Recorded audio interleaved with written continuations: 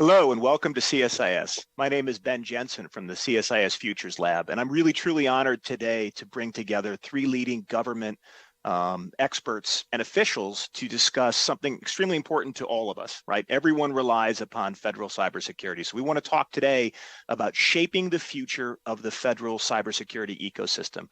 And to do that, I'm joined with three guests. So what I'm going to do is make sure you understand how cool the people are we brought to discuss this, kind of frame the conversation, and then really make this a dialogue about how we can all protect America online. So first, from the Department of Veterans Affairs, I'll be joined by Amber Pearson. You can see her lovely smile there. She's a member of the Senior Executive Service and the Deputy Chief Information Security Officer at the U.S. Department of Veteran Affairs. Notably, she was recently selected as a finalist for the Cyber Defender Award for her work on protecting veteran data. As a veteran, I thank you for that. And she previously held jobs at the forefront of cybersecurity and compliance in both the public and private sector, including with AWS, working with FEMA, and the U.S. Marine Corps. She's also joined by her colleague here today, Jeffrey Spaeth, who is also a veteran and is the Deputy Chief Information Security Officer and the Executive Director at the Department of Veterans Affairs. Now, he has a rich technical background, and I'm technical. I was on the Solarium Commission, and I was still digging into some of the stuff he's done.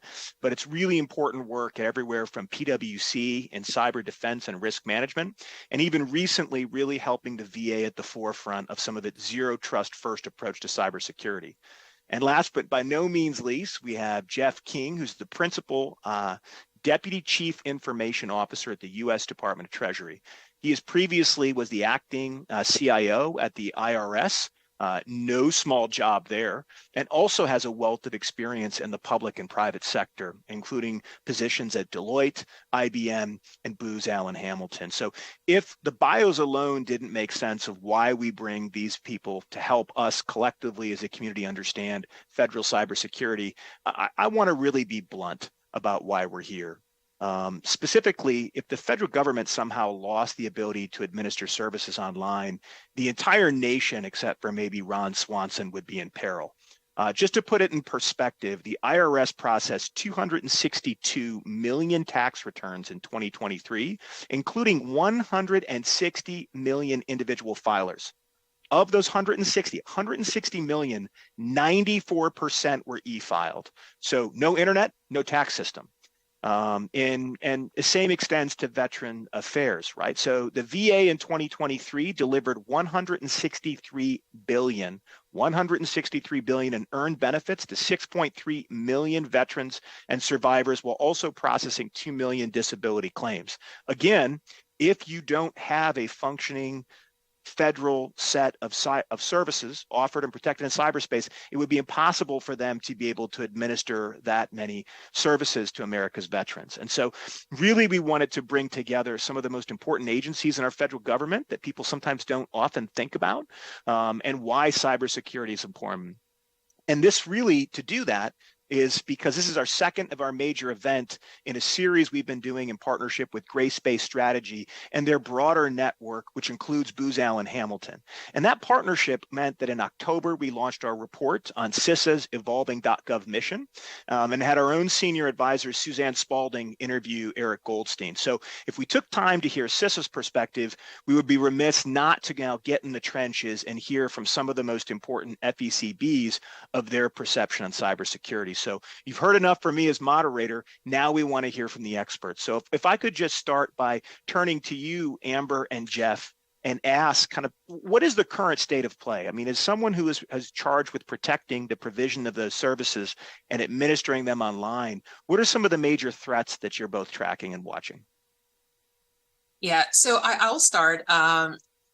So for the current state and expected roles when it comes to cyber service across the federal, civilian, executive branch agencies, we definitely in VA, we're a large organization. We oversee 34% of IT assets across the entire federal civilian space. Wow. And so what that looks like is VA has over 500,000 desktops at over 2,000 locations, interfacing with over 1,000 systems. And so we're considered the largest organization in this space. And so we embrace the opportunity to break that bell curve, if you will, and lead the way across the healthcare industry. So within VA, we rely on CISA to inform our enterprise cybersecurity implementation and augment some of those capabilities that we have in-house. Because we have limited resources, internal resources to sustain some of those security requirements. So from a risk management perspective, CISA plays a critical role in CDM capabilities, that continuous diagnostic and monitoring capabilities, and that continuing assessment support.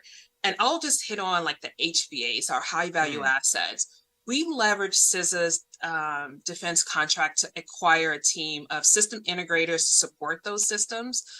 We also leverage some of those CISA tools to increase our comms to our internal system stakeholders around our enterprise or endpoint detection response information and compliance aspects. Because we look at it a couple of different ways. Beyond the securing the perimeter, we really look at focusing on how do we best protect the data that we're responsible for. We have one of the most noble missions across the federal space. So we really take we leverage that technical skill set to hone in on how we look at risk management and how do we truly protect the data on those most critical assets that we have in our organization. So that's one of the areas that we focus in on. That's fantastic. And just to follow up before we turn to Jeff and get his perspective too on VA and cybersecurity, just state that again, over 500,000 desktops across the 2,000 locations interfacing with over 1,000 systems. So how do you, I mean, just even with CDM, that's almost impossible to know at any one time how many devices are on your network. Yeah, so it's definitely a collaborative effort, right? Utilizing, again, that internal resources, making sure that we're collaborating and closely with CISA. Partnerships become a critical point for us, making sure we're able to rely on that expertise so that we can actually execute those best business security practices across our most critical assets, and then focusing on increasing the rigor around those things that we believe that should have the most protection. So what also on that would be something that I mean, everybody, obviously, we could always use more money, more people, more help. Absolutely, but right. If I was Cyber Santa Claus and I could just come to the VA right now and give you one thing to help with that mission, what would it be? Yeah, it would be for me, because I think every agency struggles with this from a risk management to a compliance, and being able to get that right technical skill set in-house or even through partnerships to make sure that we can really target and understand how to better protect those most critical, most valuable systems for our agency. So that would be where I would focus in on. If it was Santa Claus giving me, hey, this is what it would take, it would be the skill sets, getting that in-house skill sets. Because if you think about it, if you start to identify and understand the security risk, it means that someone has to have that skill set, that expertise, that understanding vulnerabilities, understanding the threat landscape, being able to pull that threat intelligence data and being able to merge all that together to give you a complete risk picture. And so we look at those partnerships like with CISA as an opportunity to kind of help us get there as we continue to focus in on those most critical assets for our agency. No, we'll come back to this idea of how we create a risk picture in modern network security. But I wanted, before we turn to Treasury, just hear also from Jeff, because I know he's obviously been working closely with this, with you, and it looks like been really looking ahead to some of the zero trust architecture. Thanks. Yeah, so I mean, Amber covered a lot, so I will give her that. But from our aspect, we, definitely the ingress egress points, and then how do we secure the infrastructure internal? One, to segregate it and align to the zero trust architecture. How do we get the logging and monitoring up to speed for the M2131 requirements, as well as how do we set our zero trust architecture alignment to meet those priorities and objectives? From our side, we've done a lot of great work with CISA on the cyber hygiene, actually looking at our egress points, looking for the vulnerabilities, as well as the fast teams to look at, not only to augment or actually to augment some of our services that we provide in-house with red teaming and pen testing, but also to look at it from an independent, outside the VA kind of perspective. So those things, and then we've also, with the Joint Collaboration and Defense Center, been looking at, how do we better tune our environment, as well as keep information flowing, not only with the VA and CISA, but with also other federal agencies, to share that kind of threat intelligence. What kind of IOCs and threat hunting do we need to do internally, not only for, things that are affecting the VA, but might be affecting other agencies, and then how do we share that information to quickly disseminate that out? I think one of, like Amber said, skill sets is probably the most important thing. If we could get that money to help with the robustness, I think we're sitting at 1.2 million endpoints, not just desktops and servers, but endpoints as a whole. And how do we bring that expertise to bear, which I think is very hard within just the budget that's allowed to most federal government agencies, but also the competition that we have with outside entities for that kind of skill set, and then the shortage of those personnel that are out there. So how do we take the money and align it to educating the personnel we have in-house? You hit on two things that are really important in our earlier report that I want to pull on, and one is the workforce. There is a larger cyber workforce issue, and if we don't as a nation figure out how to more rapidly and efficiently train more people, it's a constant competition for talent, both inside and outside government. And in theory, if we had enough people, they could go seamlessly back and forth, just like all three of you have done in your career, and try that out. But we talk a lot about what is that infrastructure for education and generating that workforce. But I want to pull on the JCDC comment for you. I mean, if you could just highlight for a second, what's working with the JCDC in terms of creating this common operating picture, and what other features would you like to see? So maybe I'm not Cyber Santa Claus now, I'm cyber app developer for JCDC. Like, what would you need to have from that collaboration to help you better visualize such a complex threat landscape with that 1.2 million endpoints and a range of state and non-state actors constantly pinging them? Yeah, I think from our viewpoint at the VA, we love the integration. We love the coordination that we're getting from CISA on that JCDC. Good. I think what I would like to see as my agency and the collaboration is more involvement from, and I don't mean this in a bad way, but to really bring to bear all the federal agencies, as well as some of the, additional elements, state and, local agencies that they're seeing, to really be part of that overall threat landscape and sharing that intelligence. I know that we have ISACs out there, but I think JCDC has really taken the charge for all federal agencies to share that type of information for the quick reactions and trying to close the holes as quickly as possible. Oh, that's a great point. I think we can come back to the importance of data transparency and collaboration, but I really want to hear, because tax season's coming up. So let's hear from the Department of Treasury on some of the same questions. Just, what is your day-to-day threat landscape? How are you meeting it? And then we can dig into some specific questions. So over to you, Mr. King. Hey, nice to be with you today. So background on Treasury, while IRS and tax collection often sort of overwhelms the public understanding of our mission, a lot of folks forget that I operate two factories, right? We make printed currency and we make metal coins, and those are environments that are distinctly different than the data processing that occurs at IRS. And meanwhile, I got a team that deals with financial crime. We deal with sanctions, regulations, and obviously just the business of Treasury itself at headquarters. We are a constant target by nation-state adversaries of the most sophisticated variety. We were SolarWinds victim 0, which means that we were pretty high on the to-do list of the Russians, and we were most certainly going to be the next target after the Storm 0536 or whatever the number is for the adversarial interest in state and commerce.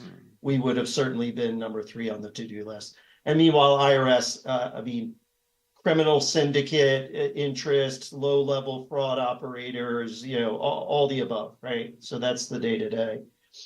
For CISA, I view them very much as a service provider, right? And I really run from a cybersecurity perspective, really an ecosystem of service providers. And when I look at those providers, right, they're either bringing value-added services that would amend my ecosystem as it exists today. It enriches my capabilities with telemetry I can't get, capabilities I can't acquire. Or services where it makes sense that they just be built and scaled across the FCEB basis instead of me operating something independently. But most importantly, there are services that I believe are inherently governmental that really shouldn't be provided by the marketplace, or honestly, there's services that I adequately can't provide in the marketplace. And so when I look at CISA, that's the standard that I hold them to as really a consumer of their services is, are they bringing me that value added proposition? In other words, am I getting what I'm paying for? And so that's the lens that I come to this, both through both the positive and the negative on CISA as we look for them as a kind of a critical partner as we're working toward the future. So, I mean, just to pull that last thread, again, Cyber Santa Claus, what can I bring you for Security Christmas? I mean, because I really want to start to understand how we can take it forward. Because even in our last report, it was CISA is doing a great job, but we owe it to them as a concerned citizen to help them kind of reflect and move to the next step. Cyber Santa Claus to me is a lot more about authorities, right? Right now, I run 6 security operations centers in Treasury. I don't need 6 security operations centers. They all run the same software. They have similar people with similar talent. They're ingesting the same telemetry.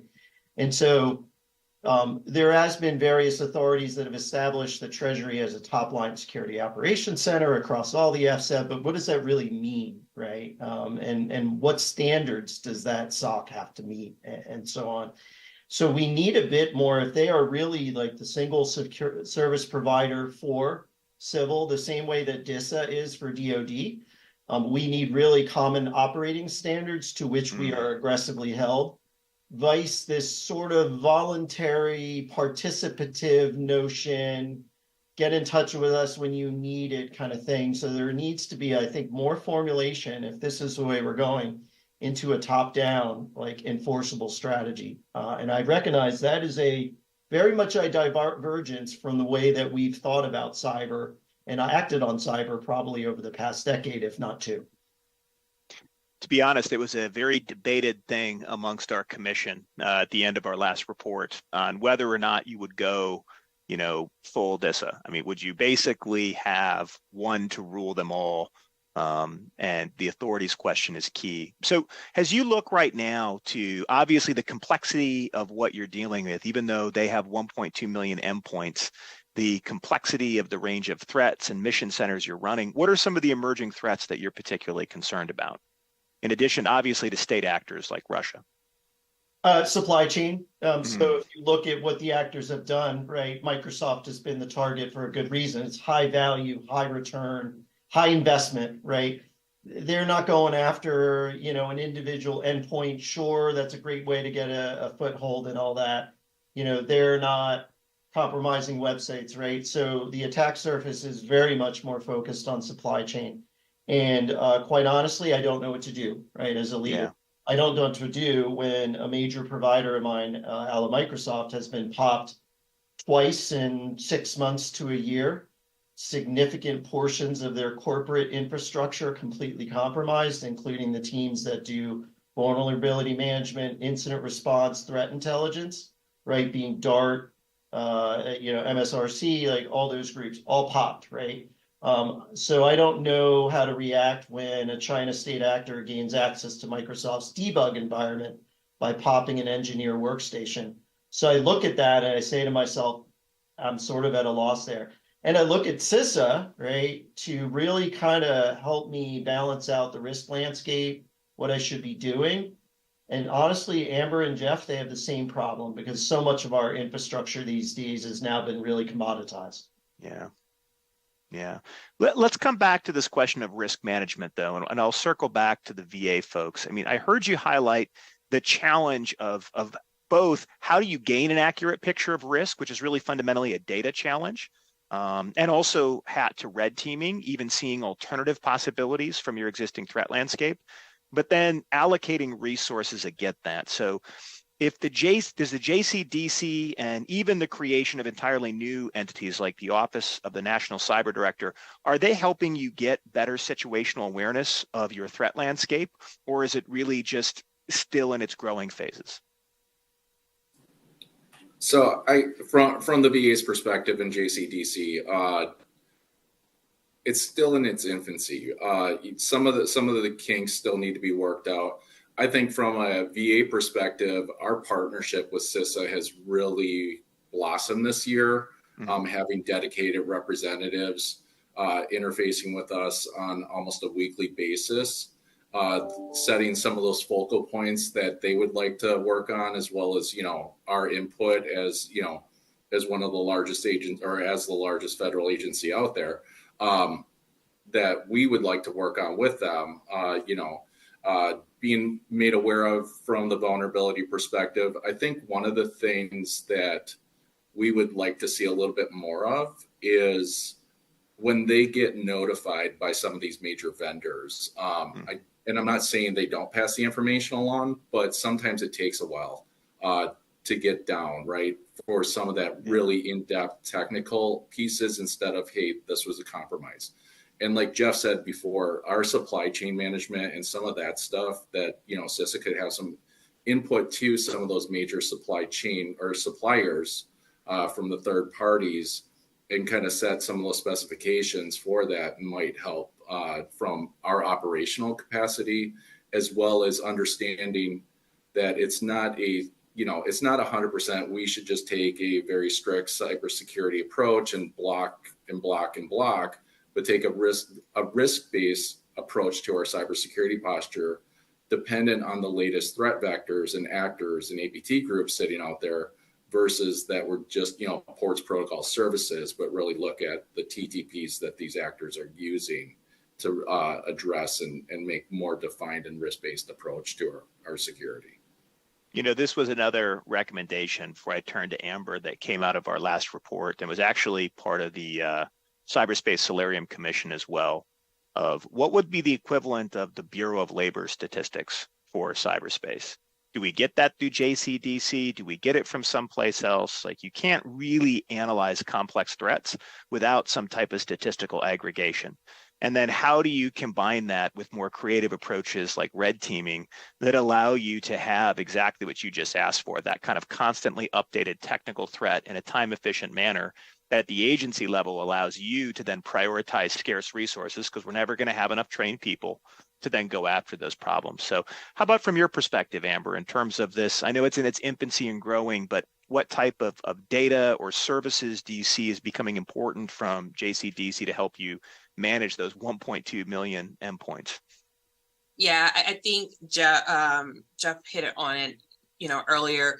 When we look at that amount of data that's coming in, equaled with the workforce that's assessing and looking at that data, coupled with those red teaming, I would like to see is more of that expansion from CISA in those key areas that, hey, when a cloud service provider, for example, misses that critical patch, or that there's a threat indicator, provided to us, what are those actions that we as a federal agency need to do next?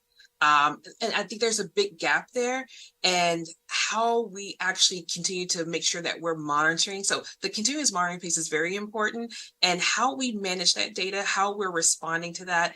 And I think that is part of that response to change I would like to see, because I think a lot of federal agencies struggle with when those things do come up, and how do we respond from a hardening capability, giving that hardening guidance to us. So those recommendations I would be looking for from agencies like CISA in helping us in responding. Thank you. I'm going to turn to Jeff here to get his thoughts as well. But just for everyone who's streaming this on YouTube, we are going to be, after this next set of questions, we really want to hear your questions. I mean, you're really fortunate to have people who live this every day. And we can talk very specifically about this larger threat landscape we're all trying to deal with. So again, the Q&A form is under YouTube. Audience, just start thinking about your questions. If you write them in there, I am technically savvy. I have my screen already set up here so I can see your questions as they come in, and we'll ask them in the appropriate time. So Jeff, just turning to you on this last question about kind of this evolving question of data and threat, even though you already hit it on the head, supply chain, supply chain, supply chain, but what else? Speed and scale, right? So a good example, right? There was a Citrix RCE, very well publicized, bunch of places got popped. You know, we couldn't get IOCs for it for a very long time, or we got them out in scattershot, right? The vendor might not have given them up, or maybe they did, right? You know, we need IOCs yesterday, right? For something that active. I think when the speed question comes in, it's automated indicator sharing, right? I'm still getting them in a Slack channel, a copy and paste out of an Excel, right? We have tools and threat intelligence platforms perfectly capable of ingesting IOCs. Or the other challenge is I'm getting them from 5 or 6 different locations, and they're often duplicative, might be in a PDF from the vendor, right? And so I can obviously adjudicate that with a team, but it's manual, right? And it takes time. And so being able to pull those off a wire and move on them quickly is important. I think the scale part of it is it's just got to be able to grow. It can't be like a one-time thing. When a vendor says they have a challenge, it's got to be done. Yeah. And then it's got to be done on an enforceable timeline. When I see a KEV come out and it says they got 30 days to respond, and it's a CVSS 10, like way too slow, right? Like we need to really pick up the rigor here. And I can apply pressure internally and have differing standards, but that's not really what I want to do. I want to maintain a common government standard, which is if a KEV comes out with a CVSS 10 score, guess what? That's an incident. As an internet-facing RCE with a CVSS of 10, I'm already done, right? So we really need to kind of rethink the recover and respond part of this and less about the protect and defend part of it. And I think that's where CISA probably needs the opportunity to grow to kind of meet the threat where they are. That's scary and fascinating at the same time. So before I pivot to these questions, you know, as the guy who runs the Futures Lab, I kind of got to ask a question about the future. So, I mean, we've had a pretty significant change in some of the cybersecurity landscape over the last 10 years. And usually the best way to predict the future is to look back, to look ahead. So if you had to reflect upon your experience as a professional in this space over the last 10 years to kind of tell me what you think the next threat would be, what would you say it would be? And we'll go back to start with our friends at the VA before we come back to Jeff King at Treasury, because he'll guaranteed to scare us when we get to him. So I'll start out. I think looking back, and this may go back further than 10 years. Right? It's fine. But, you know, the evolving is that most of the groups that we're seeing aren't taking, like they're going to be breaking down the front door. A lot of the protections are in place. You know, the technologies are getting better. So what I've seen is more of the old social engineering attack vectors, right? Phishing, trying to call in the help desk, get password resets, you know, which MFA is taking a huge cut out of that piece, but it's still, you know, end user awareness. I'm sure, you know, all our veterans and caregivers and loved ones do file their taxes. And, you know, so just getting some of that information to use and, you know, try to gather and sell or utilize to, you know, use in a malicious way or nefarious way. And then, you know, it's down to, again, the easy things. Easy is a relative term, but, you know, making sure your systems are patched. And, you know, I think that's the number one thing that every agency and even company out in the world should be doing, is making sure that just down to the basic level, they're following their vulnerability patching. And like Jeff said, you know, the other thing that we really love to see is the KEV program, but how do we get it more enforceable than that 30 days? You know, from an internal agency, we've set some new requirements to meet a faster turnaround time, but everything, I'm one of those people mindset wise that everything that affects, you know, cybersecurity or the external internal network should be treated as a cybersecurity incident and have the full force of the organization aligned to it to remediate it. Some of the things I think that are going to be coming up is that we need to get more telemetry in our endpoint collection and cloud and EDR solutions. That teamed up with some of these things will give us a lot more reactionary time and allow the cyber defenders to quickly put a block in place or isolate that endpoint, which we used to be really good at as the organizations have grown larger and more complex. There's still a lot that can be done with the evolving technologies. And then really looking at cloud as not just being somewhere out in, the ether, but is actually an extension of your on-premise network and to treat it as such. So if I could just pull on some of the, social engineering and persona aspects before we pivot to Amber and Jeff. Do you see some of the new generative AI capabilities as enhancing the ability to launch social engineering attack, or has that been something you've already kind of started to get ahead of at VA? So I don't know that we've seen it. It's, from the normal botnet or social engineering phishing attack vector, pardon me. But do I see it as something that's going to be coming down the pipe? Yes, because, you use that generative AI and they'll be able to quickly take attacks and vectors and phishing and emails and just broad blast them. So that will tend to allow more and more coming into your network, which may bypass your normal phishing or analysis of quarantining those messages.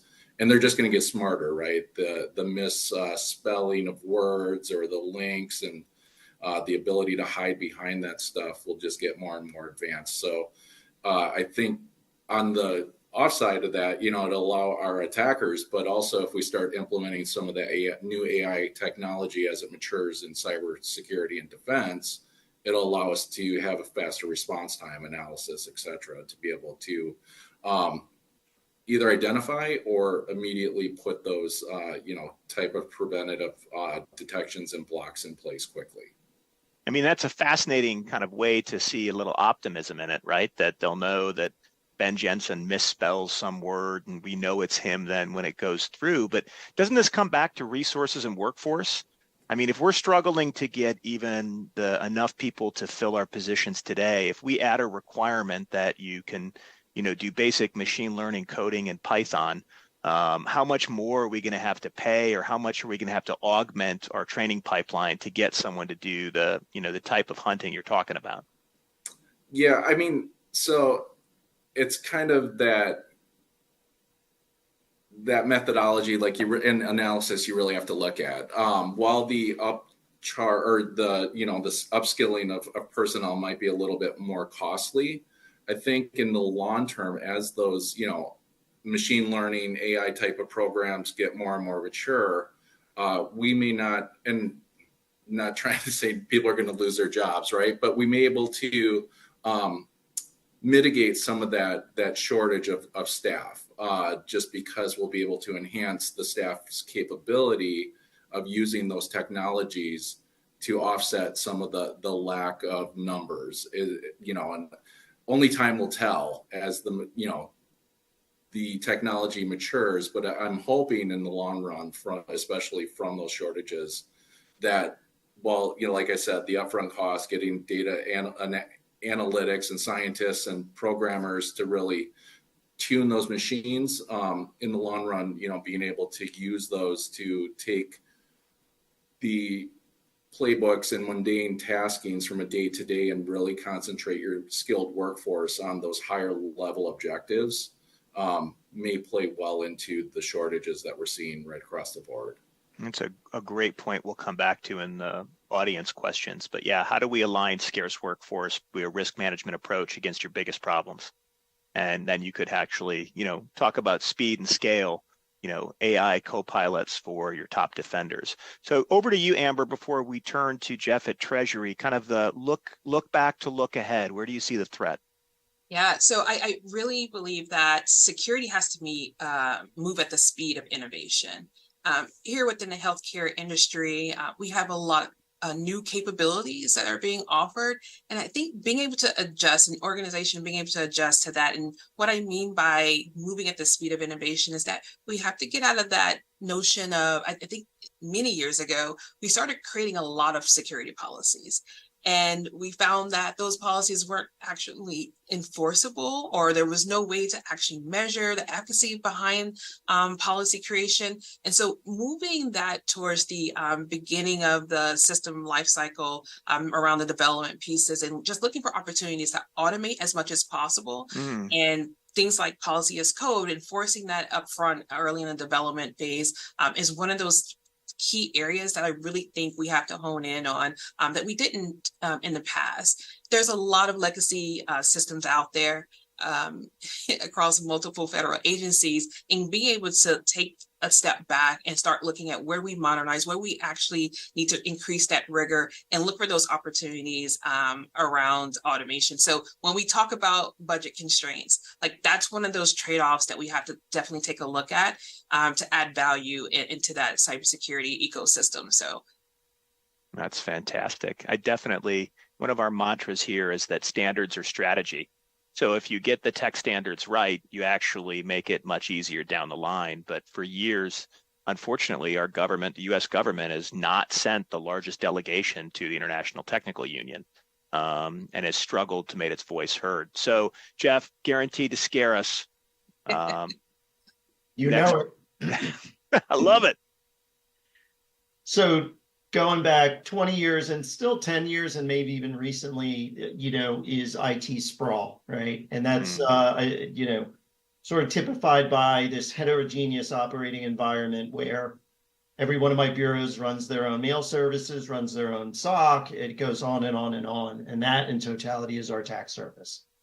And looking back, I would have sought earlier to deprecate duplicative services under common umbrellas because it's less to manage and all that. The bad news is AI is going to be the new shadow IT, right?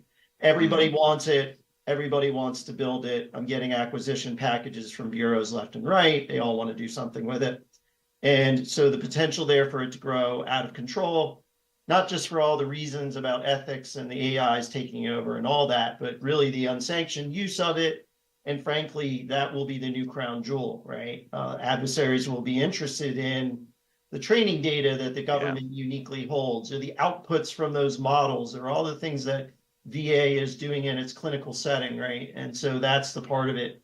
And, as plenty of research has indicated, conventional cybersecurity controls, do not wholly apply to AI. And so limiting the sprawl there, sanctioning the use in a very aggressive way, showing up with enterprise platforms that everyone can use, that allows me to have a more narrow attack surface that I can better control. And also just be able to apply the ethical principles that everyone's expecting and equity and all that. Single point of application, single point of policy management. And so to me, the lesson learned there is not to have this broad landscape of one-offs and, non-common technical solutions. So I think we're on that trajectory. Cloud offers a lot there, right? And a lot of locus of control comes with that, but not without significant investment in the process and really getting a ton of leadership buy-in to make that happen.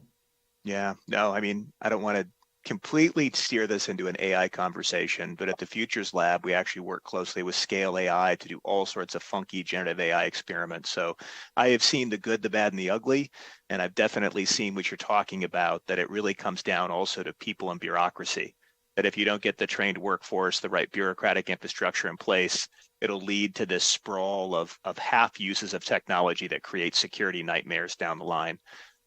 Hey, now that we have kind of an interesting threat landscape, I want to turn to some of the audience questions. And as always, I reserve the prerogative to ask you interesting questions because you're just darn interesting folks to share lunchtime with. So I want to start with the third question, and I'll push it to you, Jeff, back at VA, because it looks like they want to dig further into this idea of a social engineering campaign. So, and actually, Amber and Jeff at Treasury, you're welcome to answer too. Question is, what does a social engineering campaign leveraging AI look like from the defender side? And as part of that, how should CISA or everyday people think about them?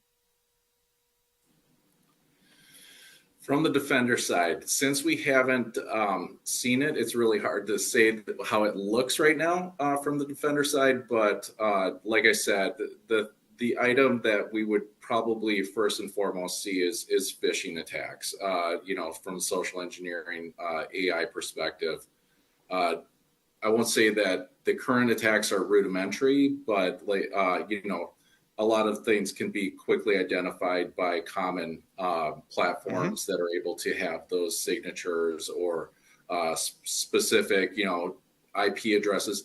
The thing that will happen in my mind is, like I said, email addresses those emails will get craftier. The links will get smarter. The ability to mass produce and just overflood environments with enough email that a lot of the phishing emails or attacks will make it their way through. The ability to understand how to really circumvent the defensive systems for checking for those attachments and those embedded programs that will, once clicked, will basically allow those attackers or groups to take over a system and then starting to move, laterally within the environment. So I think the smarter, and then comb, right? They'll be able to comb the dark web or open source intelligence collection and really find those those emails or identifiers that have already been compromised in an environment or possibly compromised, through a data breach or whatever, and be able to utilize those really effectively versus, a couple people, or let's just say 50 or 100 people doing it. They'll be able to emulate thousands upon thousands of people doing the same thing. And just those floods alone will, over inundate and could possibly take down your mail services, even to the, so maybe it's not a phishing attack, but it's a denial of service attack based off of that same concept. So from a defender standpoint, I think the technology has to get smarter, probably with some of the AI perspectives to put into the new technologies, and the defenders are, and I think we've all harped on this enough, defenders, cyber skill sets, upskilling, staying current with the environments, not sitting idly by and only relying on the tools, but be able to use that type of, a new methodological approach, as well as, being constantly upskilled and educated from the different areas that, they're concentrated on. Down to the point that I think every cybersecurity person in any department, agency, commercial environment should really have a holistic type of view of, not just their specific area, but to understand how the environment works, how to understand how the enterprise works, their cloud, their on-premise, and then have that holistic view to not only just worry about their little area of expertise, but to, take that and bring all that intelligence and analytics to bear. That's fascinating. You basically gave me an image of modern terracotta warriors as a series of kind of like bots doing tailored persona. And honestly, for you all at VA, that's how I got my veteran status, 20 years of doing things like persona analysis and pattern of life to hunt down folks that were a threat to the United States. I think most of us don't realize how much of our life is already out there to be easily seen, collected, and now used to generate synthetic data. Turning to the next question, and by the way, you all are good because it's lunchtime and this question list is exploding beyond our ability to handle it. And I don't think that's generative AI. I want to turn. If I could just add one small aspect here. Everything Jeff was on point of everything he stated, but I also want to add that we have to seriously take a look at how we educate and train around that space. I look internally in my own home, right? Looking at my kids and husband and making sure they're getting trained and they understand how to protect themselves, because like you just stated, hey, a lot of our data is already out there, and how do we better protect our personal data that leads to that identity theft, et cetera. So just another aspect to take in consideration is being able to get that education and training for everyone around you, and also in the workplace. So yeah, you can ask my teenage daughter. I go full North Korea on her phone. There is no freedom there. Hey, I just could turn to Jeff for this next question. The question is, how would you like to advance the maturity of your threat hunt capabilities? And specifically, how could CISA help you mature adversary pursuit? That's a hard one. I think it's all about being able to leverage timely information and timely data. So telemetry from other agencies quickly can help inform my internal hunt strategy, right? Back to AIS and IOCs, hunting tends to be IOC based, at least up front, and more hypothesis driven. I think having interchange is hugely important amongst hunters. There are just ways that it is really more art than science in many ways, and having that interchange, we rely upon just sort of letting the hunters go and do their business, but I think they value the interchange and successes. If you look at what State did with a canary in its environment to pick up the Chinese adversaries, same kind of thing. Let's talk about canaries, right? Let's talk about different tactics and techniques that we can use. I think CISA is at the center point of that, and they have their own hunt. Let me pause you for 1 second, just for all of our viewers. Just define a canary. A canary is it comes back from sort of the canary in the coal mine mentality, where you put a live bird in a coal mine, and then theoretically it will act strange or become deceased if the levels of toxicity in the mine are imposing conditions on humans. It is an item, and I say this an item. It could be a script, it could be a piece of data that you place within your environment that will, if taken or if somehow triggered, will alert defenders as to something occurring. So it could be something as simple as putting the name Daffy Duck into a very highly sensitive database. And if I see the word Daffy Duck leaving my internet perimeter, I know that they got the data out of that database, right?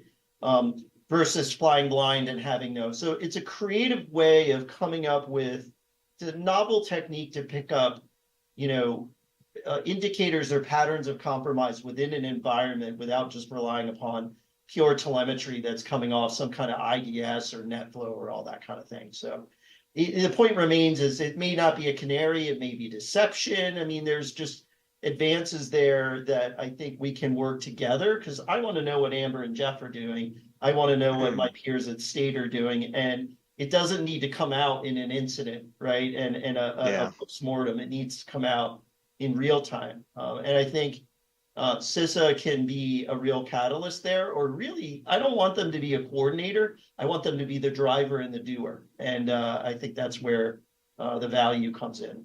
So let's unpack driver and doer there for a second, because I'm listening to you. I have a big background in military planning. I'm imagining like crisis action plan teams who are really good at threat hunt, aggregating from different agencies and periodically moving around to help each other.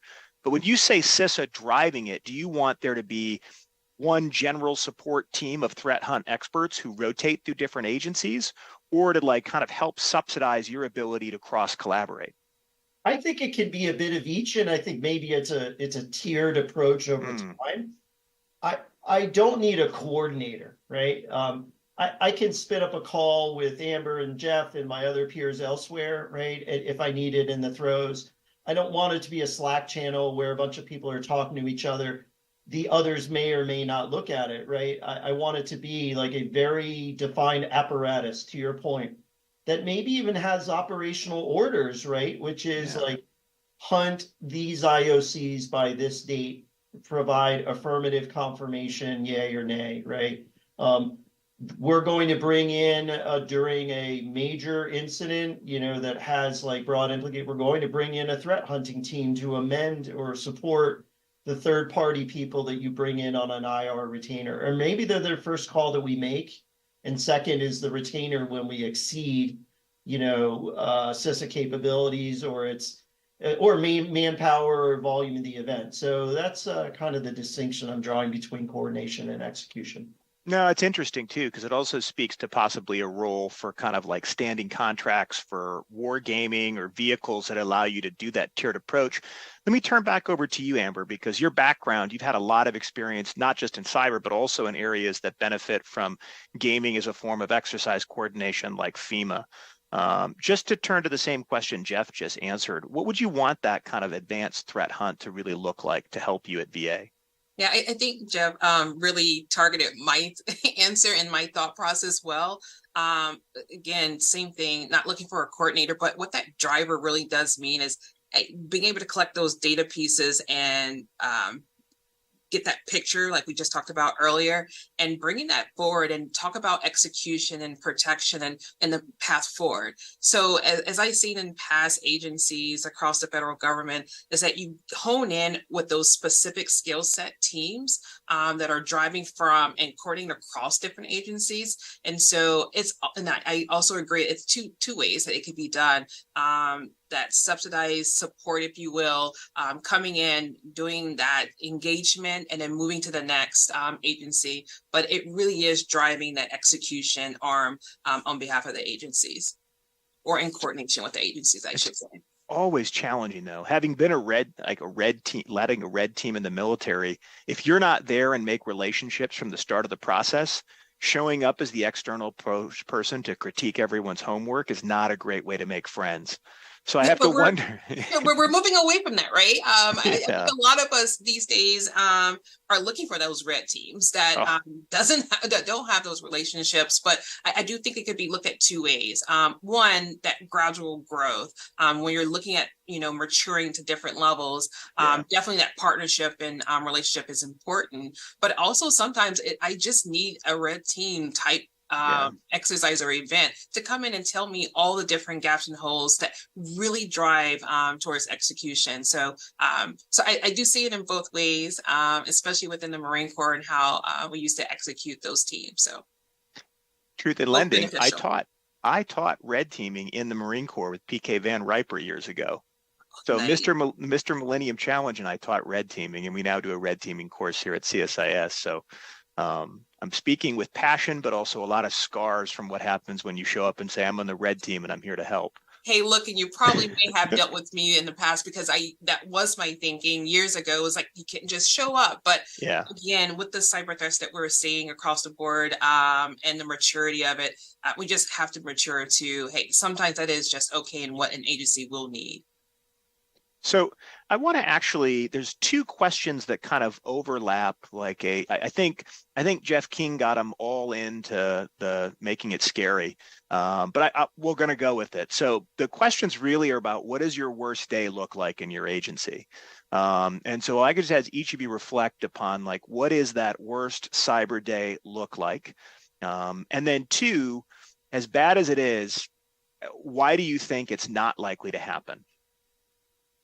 So worst possible day, and they're very specific on Treasury, almost too specific, but don't worry, they didn't type up the question in Mandarin or in Cyrillic. So I think we're okay. But like, what is the worst day in your agency from a cyber perspective? And then I'm making an optimistic twist. Why do you think it's not likely to happen? I think a worst day for us would be if we had and honestly, it's a cyber event, but it could be misfeasance as much as malfeasance, right? If our tax system goes hard down for an extended period of time, it is a huge, huge problem, right? Mm-hmm. We pay the salaries of clandestine officers in the IC. We pay the best benefits checks for VA, right? Like all those things, right? Starts with revenue. If we had a deliberate cyber attack of that variety, there's a phrase at IRS we use that we fund democracy, right? So it's hyperbole, right? But it's not wrong. Why don't I think that will happen? I think there are nation state consequences to that they may not immediately realize. I mean, no revenue, no aid programs, you can take this on and on. Second of all, it would be as much of an indicator of war as say an attack on our critical infrastructure or a physical attack on our building. I mean, that's the sensitivity of the situation. So why I don't think that happened. In terms of like, why is this bad day, setting aside the catastrophic part of the event, how am I going to get the telemetry out of those systems? Like, what's the rebuild look like? The size and scale of the things we operate. and VA runs a hospital system, right? Same deal. That to me is the bad day of not knowing where to start, not knowing what the finish looks like, and orchestrating all that process required, vendor coordination, leadership, external report parties, lawyers, communications, American public, like that would be a bad day. And that's the kept me up at night as IRS CIO thing, and it's certainly no different as I sit in the chair where I am now.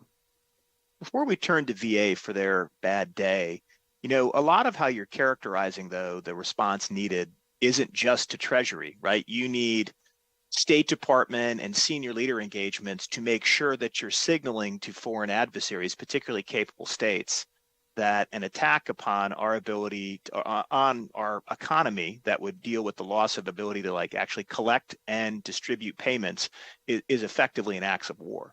Is that a fair statement? I think there's a certain, unwritten aspect of that. I don't know if that's been, telegraphed way outside my realm, but yeah. I think you make a more important point, which is it's not just the nation state and diplomatic aspects of this. I have stakeholders all over the US and different agencies, and the multi-agency coordination required that benefits checks can't go out, on and on and on, right? It's the problem becomes more magnificent as we contemplate it intellectually. And I'm sure in the heat of the moment, in a tactical way, it's something I don't really want to contemplate, right? All right. Well, we even, the viewers, the guy who said the scariest stuff about cyber, you just effectively scared him. So I think that's a good audience participation. Let's turn over to Amber and then Jeff from VA. Your worst day and why it's not going to happen. I think the worst day, because we are the largest healthcare provider, is not being able to provide that patient care. And not being able to respond and recover from any incidents and responses to threats. So being able to recover quickly. And the reason why we're constantly growing and maturing is because we have these type of partnerships with folks like CISA and other agencies across the board, is being able to get those lessons learned and quickly implement them in-house so that we can constantly mature and increase our rigor around how we protect our veterans' data. So I think that would be the worst day, and why I think that we continuously look for opportunities to have those partnerships to continuously mature our infrastructure. So, just to pull that thread for a bit before we go to Jeff for his thought too. What did your team do when we did have actually the UK health system be subject to a ransomware attack? Is that something where you're not waiting for CISA, you're also studying those other events to look at the impact upon? Yeah, absolutely. Again, I can't speak enough to those partnerships. And by having those type of partnerships, you're always doing a level of research to go a level further in response to what's happening out in industry, but always looking at that proactive approach and how you're reducing the risk for the nation's most critical infrastructure. And so again, I just got to say that collaboration and partnership is key, and always having that research team, that cybersecurity research team that's creating that level of resilience across your environment is key. And again, embracing that red along the way is also a key aspect for us across VA, is understanding where our vulnerabilities are and what we need to do to actually mitigate and protect so that we can prevent those type of threats from actually occurring in our space. Oh, thank you. All right, Jeff, scare us and then give us hope. So it's kind of that double-edged sword, right? So if I go out with my scariest thing, I don't want it to sound like a challenge to adversaries. So, but I think one of my scariest things is that we get a multi-pronged approach attack, and it's an attack from multiple vectors that would basically spread our cybersecurity incident response teams, defenders, to the point of just not being able to handle it. And that would be detrimental to the health services we provide, the benefit services, and the cemetery services. And just being able to bring all of that, understand the different vectors, but outside of that, what, having to figure out where our research connections are all the way through, taking those inventories, our community-based outpatient, care, those different things that, just basically, not even from a cybersecurity defender perspective, but would just take the organization to a whole new level of just not being able to worry about treating patients, but worried about everything else that could affect the VA as well as the other hospital systems out there. And then, knowing that we're also the largest, for incident or emergency response, we are the healthcare provider for the rest of the country. So if any of those other situations happen, not only to the VA, but also the nation's, healthcare systems, how do we come together to get that completely resolved in an expedient time? So, patients are not affected. And, like Jeff said, just making sure, I think the way to defend it is just making sure that we are cross collaborating with all of our partners. And why I don't think it'll happen is that we do have a lot of those great relationships. CISA, the rest of the federal agencies, Treasury, we're always sharing information. But I would like to iterate, to his point, we don't we're really good about the vulnerabilities, right? We're getting more mature on the incidents or the, threat actors and the IOCs, but it'd just be nice to have more of an instantaneous kind of thing. And that would feed into, whatever threat intelligence portal or tool set that you're using. So as soon as it comes down, everybody is almost automatically hunting for the same thing. Can use that, cross collaboration. And, we have a great process where we feed CISA the information on vulnerabilities, but also how do we make sure that we're hitting certain timelines? Yeah. So that way other agencies that may not have seen this are also well aware before it becomes a huge issue. So I just think, that, and I have the utmost faith and confidence in our Cybersecurity Operations Center, our incident responders, and all the personnel and people involved in our, OIT organization that really takes cybersecurity to the forefront above everything else to the VA. So, that's a great point about it's very easy if you're not a veteran to forget all the services the VA provides. It's not just checks that go out in the mail, it's healthcare appointments, it's a funeral at a really critical time for a family. So having that be compromised would be significant. Your answer, though, kind of made me want to go back to JCDC for a second. In theory, if I have this collaborative center, I'm fusing data, it shouldn't just be pulling vulnerability, but it should be giving you back kind of analysis of vulnerability.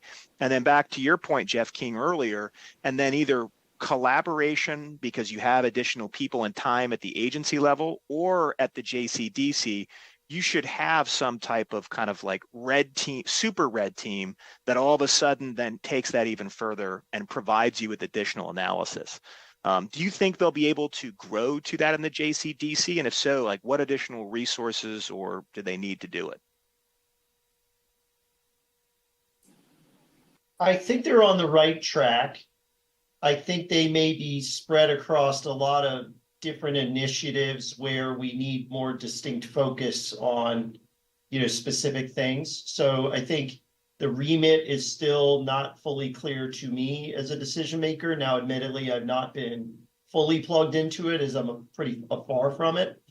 I don't know if it's a resource challenge or just a leadership where it just needs defined focus, op tempo, like really building a very repeatable and reliable apparatus. But I think the ingredients are there. I like that there is a defined initiative, and it always helps that we have an acronym we can refer to. So we've got this body. We know that they're chartered and empowered to a certain extent. Now it's kind of like to turn the corner, figure out what is the core mission, execute against that mission, and and consider the areas where you may be spread too thin. And look at the funding environment that's going on right now in the Congress. it may not support the notion that we're going to have more resource. So that's the fight we have to constantly deal with as government employees and executives in the civil branch. Over to you too, Jeff at VA. So it's, again, I don't think the theory of the JCDC is bad at all. I think it's still in a very infantile state. I know that we just started getting involved in the VA this last year. As Jeff pointed out before, I don't think it should be run and there's endpoints and meetings, but a large majority is run through Slack channels. I don't think for us to be a coordinated, cohesive unit across the whole federal government, that it should be kind of run that way. It should be a piece of it, but I like the thought, and I don't know the possibility because it is a staffing and funding issue and shortfall, is how do we make sure,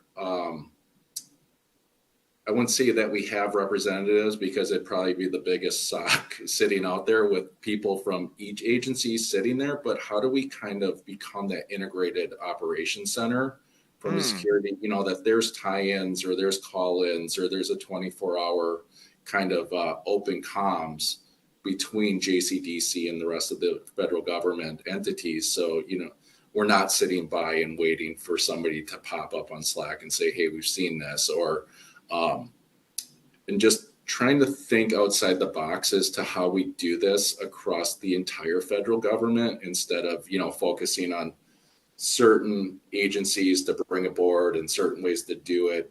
How do we get together and come up with a really cool approach to doing this and making sure that we have the most effective, FCEB organizations bringing everything to bear, right? Because that's, I think, how we go into the future, not just as a single entity solution anymore. Maybe it's because I spent most of my life in the military, but it sounds like what we need is a little military planning, right? You need something that tells you the type of contingency and operational plans you need to build off the shelf. You need a periodic stress testing of them. You need some additional risk assessment, and you need meetings. I'm Gen X, so I could not coordinate on Slack to save my life. So I feel for all of you for that. But how do you get there? You're right. I think we can assume budgets are flat. So what do we, and that's open to any of you, like, what do you change in order to get that integrated planning and risk management kind of capability you're all talking about? Yeah, I'm going to tap in here just quickly. I think all those things are great and add into actionable security guidance, right? In VA, we began operationalizing security. We moved from a security policy type base shop to where we're actively solving problems for our veterans and that particular community. And so this is going to be an integral piece into that puzzle and how we get after operationalizing security. And so that means that we have to all rise to that challenge of shifting that landscape and ensuring agencies like VA and others not only are securing at the perimeter, but they're going down to those multi-layer protections. Again, I think it goes back to those actionable security guidance that's going to come out of that. So. Okay. I think there's a need for focus, right? Which is, I forget who it was. It might have been Michael Porter at Harvard that basically said you pick a handful of things and you do them really well by having 15 things and you do a few of them well, and then the rest are there. So I think there's that aspect. I think the other thing is the goals and what is it? SMART goals, right? They have to be reasonable, right? We're not going to tell everybody that by the end of the year they're going to go run a marathon, but we might be able to get every FCEB to go and run a mile by the end of the year at their own pace, right? So we've got to figure out within the constraints of the way the FCEB bureaucracy operates, the way that we have a workforce that's still oriented towards the old trust model, right? Not a zero trust mentality. So what are the things that we can distinctly move forward with a real keen eye on real risk reduction, and to my earlier point, quickly? And what can get in the way of that is coordination, bureaucracy, trying to do too many things at once. Resources are siloed, spread out too thinly, lack of talking to one another. So I think that would be my kind of soapbox, as I've kind of done here today. But I think that would be mine in front of JCDC is let's pick the 3 things that we really got to bang out here quickly. And then the other things are like, well, what are things that are maybe more academic in nature or like nice to have or like 3 or 5 year challenges where we're not going to see results, for a very long time. I think that's the balance that I try to strike between practical security and applied security and, and active defense, right? All right, thank you. Jeff? I think Amber really hit it on the head, and Jeff also, that we need to take a very phased approach, probably across all of us. We can't do everything at once, and we can't do everything perfect at once. So, what are our key strategies? What are CISA's key initiatives? How do we align to that? And how do we temper the amount of guidance? And not that that's a bad thing that, it's being pushed out, but also, with the limited amount of money and, that doesn't look like it's going away anytime soon. How do we make sure that we're setting those expectations from a federal cybersecurity perspective that everybody's trying to achieve versus trying to do it all at once? I don't think it's a very possible approach. I think that we, from a zero trust architecture, multi-factor authentication, how do we get that done effectively across the environment? That reduces, the ability to do username and password and those types of attacks. How do we, I'm a very big fan of, we probably have more tools than we need. And we probably have more tools than people are even close to being experts on. So how do we take the tools we have, reduce them, and actually make people very effective users and experts of those tools versus just throwing tools at a problem? Analyze the tools, rationalize the tools, and build training programs around the tools that are sitting there so you have experts. Because the experts on those tools are much more effective than not experts, jack of all trades, masters of none. I think that makes it a very hard thing to go forward with. And then it also helps reduce your cost and funding levels that are needed to keep the maintenance and licensing for those products. No, that's a great point that also echoes what Jeff King was talking about, of this kind of proliferation of devices, services that some aren't useful and ultimately compromise your security. The last 2 questions we kind of have popping up here that I think we've hit a lot of them, but are really important, deal with kind of emerging technology trends and how they relate to cybersecurity. And one of them really, I'll start again with you, Jeff Spaeth at VA, is about zero trust, right? So how can application developers and operations staff best work with your agency and CISA to better implement zero trust principles to protect business data, assets, and access? And then specifically, could you expand upon some of the cyber knowledge that those developers need to do to kind of work in the zero trust space? So I think, one of the big things is not having closed development, making sure that your development is not only using the latest and greatest tools or, development aspects, but building it in a way that can be quickly modernized and updated. I think, a lot of the old way of programming was let's get it developed and then worry about the code upgrades, and it could take a very long time. The other thing, and not blaming anybody for this, but I think it was very focused about getting the code out and not building security into the code and product before it was released, or worrying about it after it's all been done and doing bolt-on. Probably not the way that I would do it now. And I think a lot of our developers and products are building with the security mindset to build it as it's being developed, checking the code, analyzing it, fixing those critical highs, those vulnerabilities or issues within the code, and taking a very much more DevSecOps proactive approach to building software or, the product lines as we go into it.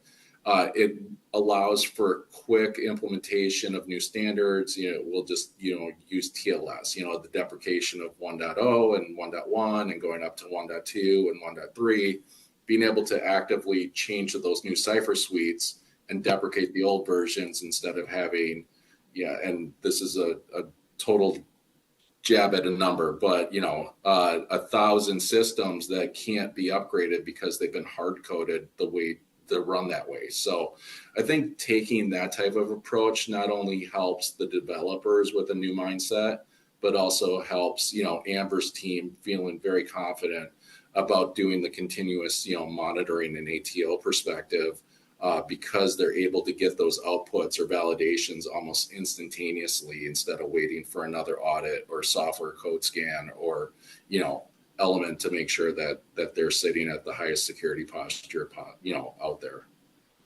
It's interesting.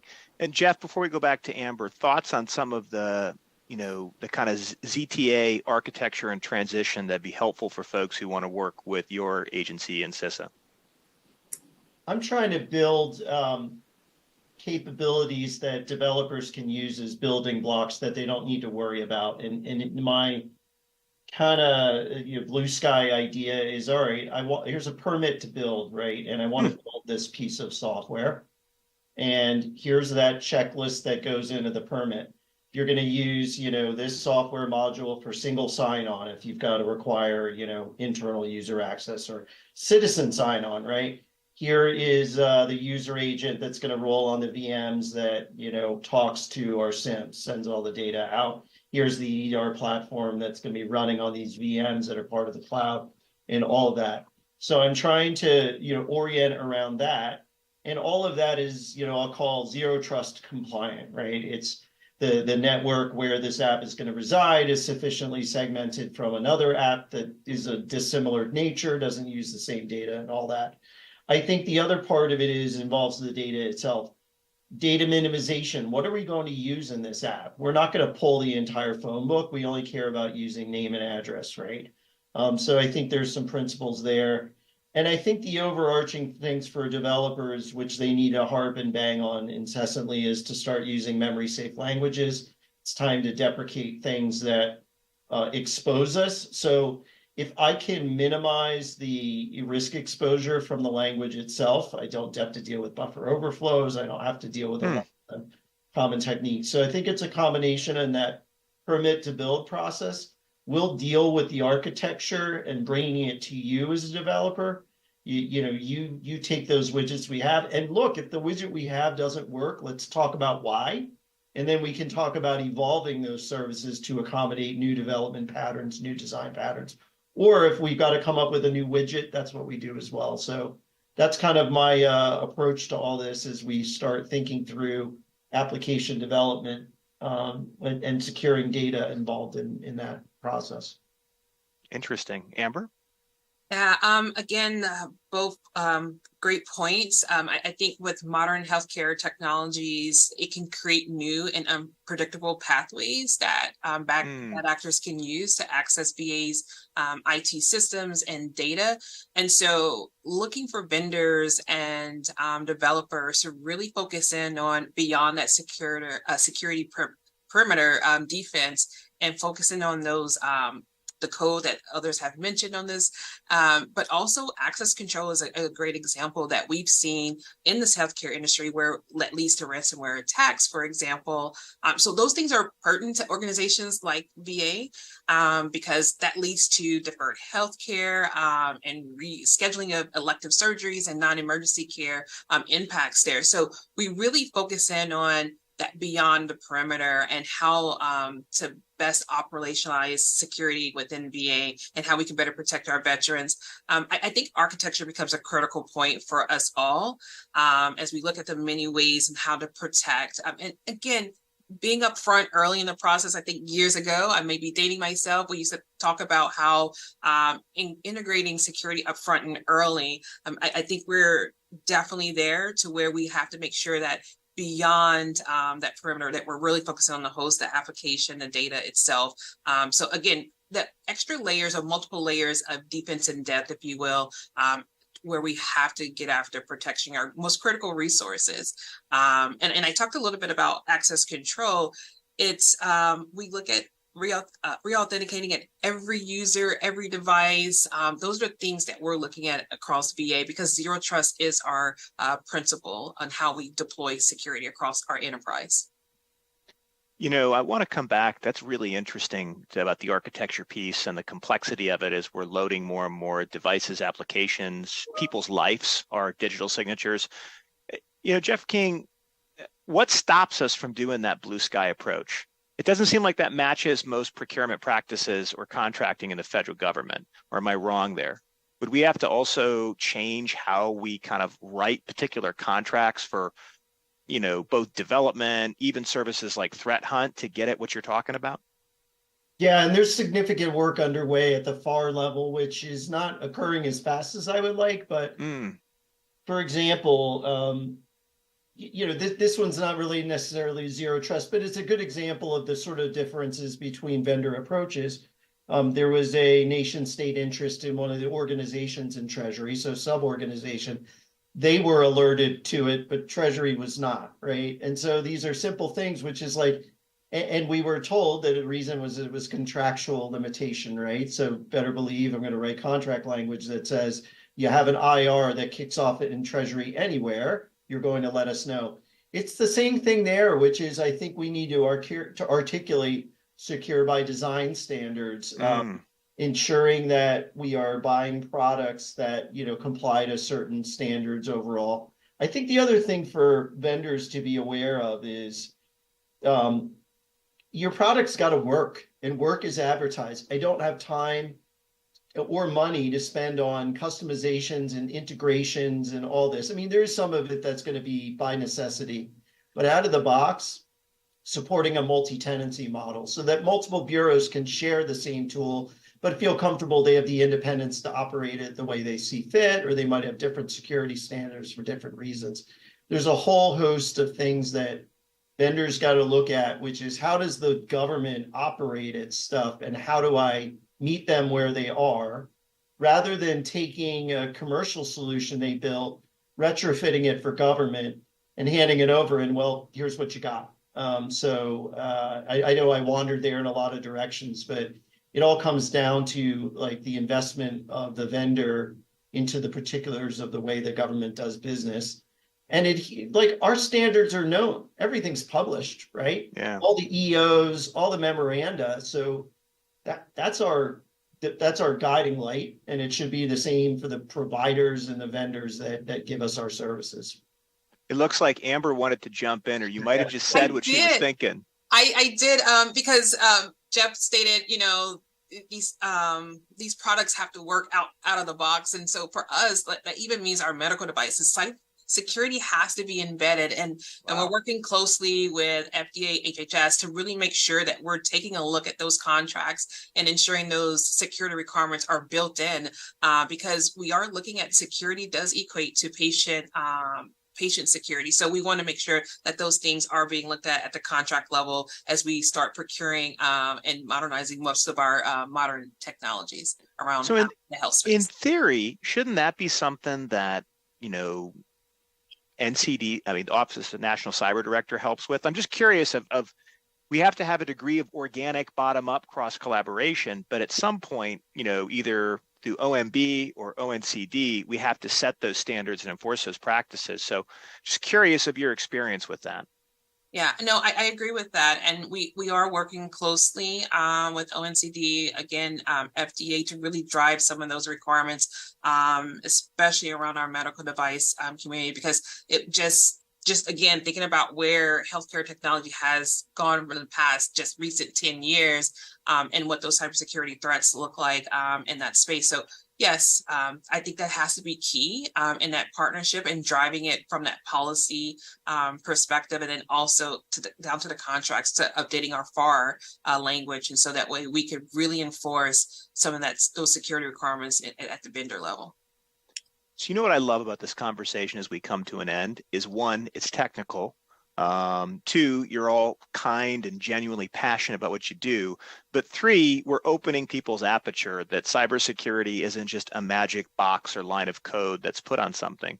It deals with the trained workforce. It deals with issues like contracting and FAR reform. It deals with good old-fashioned challenges of coordinating across a very large and diverse federal workforce. And with agencies, the over 106 FCEBs, not everybody can be the main effort all the time, but it's, their issues are still the most important to them. So seeing that cybersecurity is also about people and bureaucracy. For fun, though, in the last 4 minutes to close, I want you all to make your 2024 predictions. Sadly, no matter how good you are at your jobs or how poor some major vendors are at their job, we are going to likely have a major cyber event before the end of the year. And I want you to give me just your sneak peek for 2024.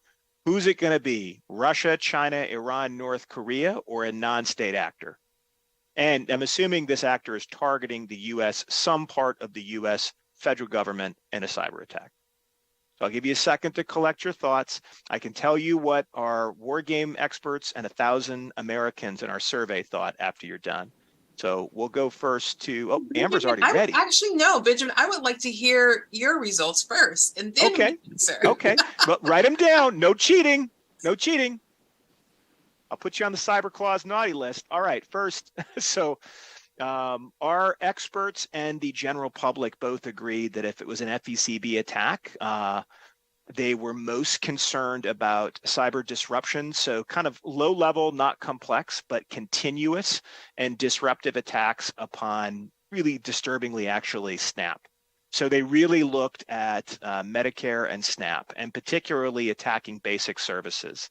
And so when we asked them about a foreign policy crisis or a political transition, kind of a window of vulnerability, the assessment was the biggest way to sow distrust was to actually go after the provision of basic services. And so with over 40 million people who rely upon food from, just daily from the federal government assistance, as well as to their health care for elderly populations. We found that was true regardless of political party, income level, race, or gender. That's the beauty of the experts versus the online one. We can actually, figure out who we're talking to or who we're hearing from.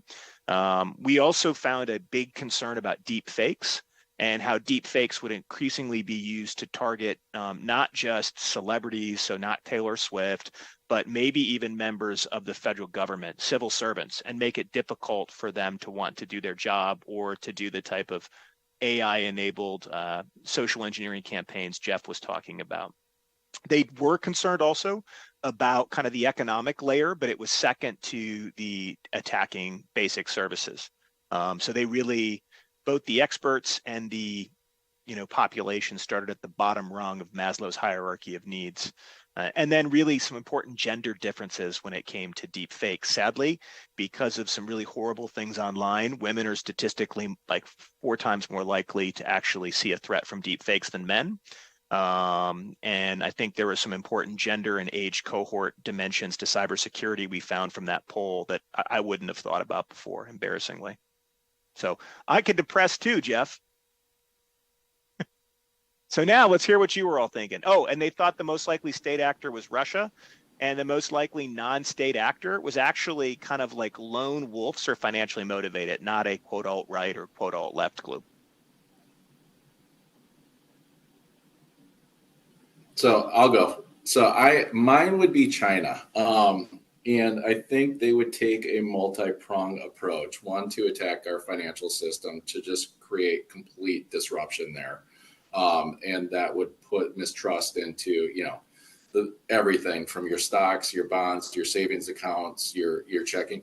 But also, kind of to your point, Benjamin, it would be the deep fakes and it would be the propaganda. Yeah. I don't know how many people out there now own cell phones and how many have TikTok enabled and from my aspect, the kids already have it, and that's where they get 99% of their news. They never even go on to live TV anymore. It's either YouTube or TikTok, and all you have to do is start, putting that kind of propaganda out there with fake news, and they'll go and run with it. And sadly, I think that's a large majority of the population at a certain age level on down. Yeah. And it's just it could easily take over the United States really, really quickly. Right. And I don't want to say how many are at that higher level. I don't want to age myself, but I try to stay off of social media, but I do catch myself from time to time looking at some of that stuff too. News, not so much, but the other stuff. So deep fakes could definitely play into that environment. All right. We're going to go to Amber and Jeff quick. Noted. Jeff has got some sweet dance moves on TikTok. We're going to go look for those later. He absolutely does. I can attest to that. So yeah, I would say cyber disruptions. I think I would agree along the same lines with Jeff. So that's all I have. China's coming after Jeff King, but Jeff King's going to Chuck Norris him. So I think I got my money on Jeff King. Yeah. So here, quick read. By the way, none of this is based on any official information. I know. Classified. I'm warning the audience and the reporters. So I think China is probably still going to be in information gathering mode. I don't think she's ready to move on Taiwan. That's not a political position. That's not an official position. Just this guy reading The Economist.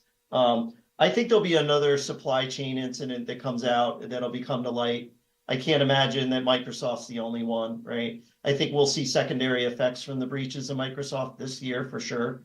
I think China or North Korea will still be in the crypto theft game. Yeah. See more of that. I don't know what Iran will do and how that plays out. It's very kinetic right now, but I'm sure it will jump to cyber. I don't know if they're going to make major moves because the destabilization of the Middle East is not a small problem. So I think it's there. Yeah, and then I'm with the rest of the game. I mean, you just saw what happened to the Hong Kong firm where the CFO gave up, 200 million Hong Kong dollars because of a very clever deep fake meeting that was held. So I'm with the rest of the group here. I think that's going to be an interesting thing. And the other thing I've been waiting for is for a federal agency, and hopefully not mine, to get accidentally ransomwared by a criminal actor that did not have the green light from their country. We've been really lucky, right? I haven't seen anything, right? None of us have heard anything, but it could happen. So fingers crossed and God willing that we don't have to confront that. So before I thank you all, I do want to remind our viewers that, each of these individuals and experts is a federal employee. And so they're sharing their opinion. This is not a government policy. This is not a prediction. This is really, the importance of having a vibrant marketplace of ideas is having people sit down and have conversations about difficult things like cybersecurity and securing a very large and diverse federal set of services administered online. So nothing should be quoted out of context or taken as that. We encourage you to be the same type of adult in that conversation, and you showed us you were when you sent us those conversations. So I am, even though we're virtual, going to ask that, give you a round of applause. I will, and really thank each of you for coming. I'll follow up. I'll send you a copy of the report, and I want you to always come back to CSIS and the Futures Lab to share your optimism and share your fears so we can work together to protect America online. Thank you so much for coming to us. I really appreciate it.